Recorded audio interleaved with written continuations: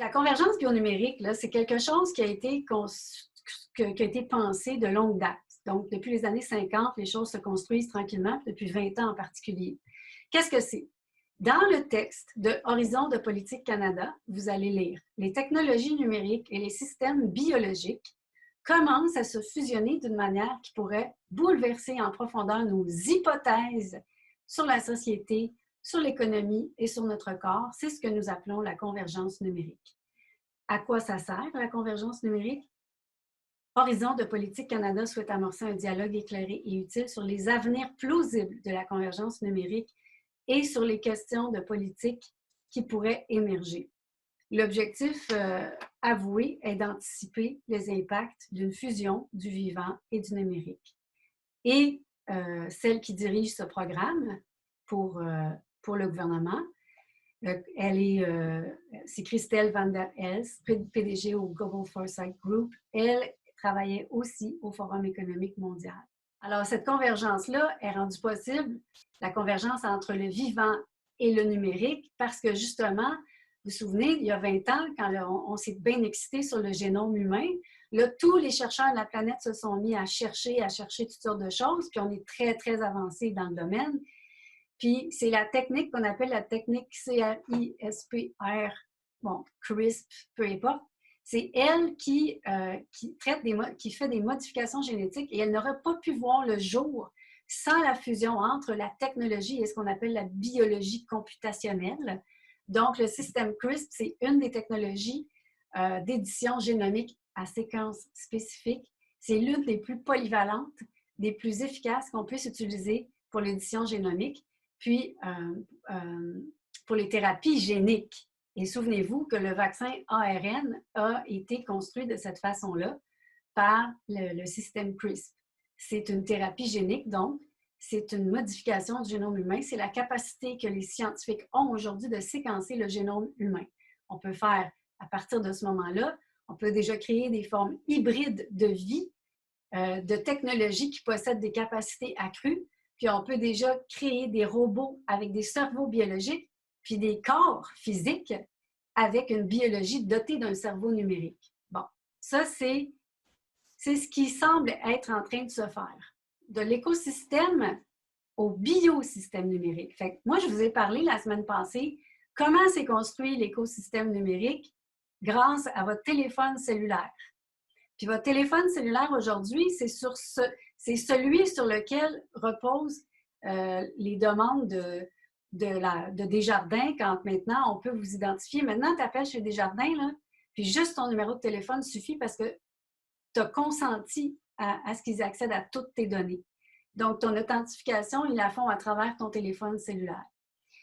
Alors, ce qu'on est en train de dire, quand vous entendez parler dans le journal ou les nouvelles que le smartphone, c'est terminé, que le téléphone intelligent, ça va être désuet dans quelques années, c'est pour vous dire que là, on va préférer vous vendre des trucs que vous allez incorporer dans votre corps.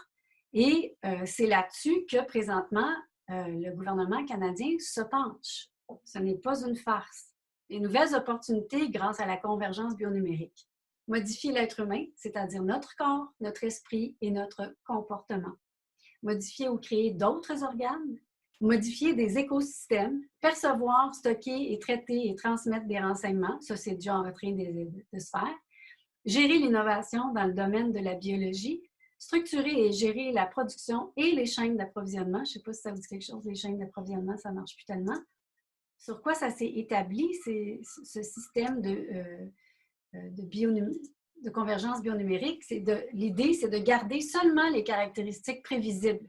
Autrement dit, quand on vous dit on n'utilisera plus le smartphone, mais on va utiliser le corps humain, on est en train de dire qu'on va utiliser des paramètres prévisibles pour faire fonctionner l'écosystème numérique ou l'écosystème bionumérique.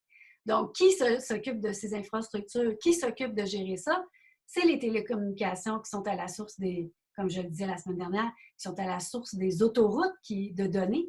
La GAFAM qui va fournir toutes nos informations de données. Puis, les expertises de la défense sont derrière ça parce que c'est toujours eux qui propulsent les entreprises des GAFAM en fonction de leurs intérêts, de leurs agendas, puis de leurs besoins de sécurité. Fait que voyez-vous, des politiques canadiennes, ça va avantager qui? Bien, principalement les hyperempires, en fait, comme je vais vous le montrer tantôt. Les hyperempires vont être très difficiles à contrer pour les nations. Donc, la souveraineté des nations est vraiment, pour ainsi dire, la cible.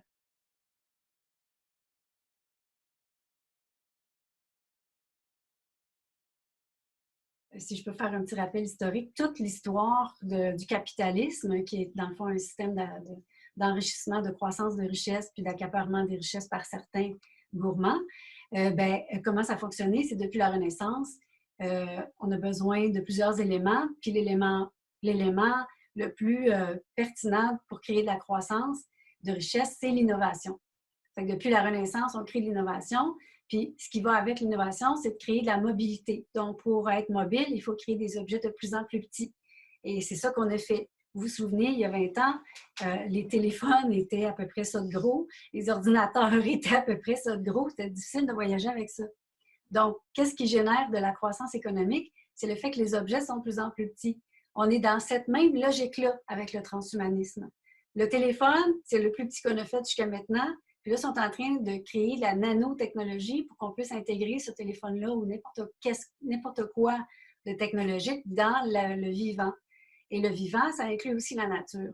Le seul objectif de ça, c'est l'appropriation de chaque chose, de chaque être vivant pour le contrôler, pour le rendre prévisible, mais simplement aussi pour s'enrichir davantage. Comme par exemple, en alimentation, les OGM, ça a commencé avec ça. Quand on change le code génétique d'une fraise puis qu'on met du poisson dedans, la personne qui a créé le code, avec le Roundup de Monsanto, il y a des droits d'auteur là-dessus. Donc, tout à coup, la fraise n'appartient plus à la nature, elle appartient à Monsanto. Ça va être la même chose avec les fabricants. À qui allez-vous appartenir? À qui allons-nous appartenir en tant qu'être vivant? Voyez-vous que la logique derrière ça, il n'y a aucun complot derrière ça. C'est juste la même chaîne capitaliste qui est en train de se mordre la queue, puis qu'on arrive à la fin où là, les hyper-empires sont tellement gros, sont tellement gourmands que c'est irrationnel de demander à un être vivant de s'implanter des trucs dans le corps en pensant que ça va marcher puis que le corps va résister aux ondes électromagnétiques artificielles.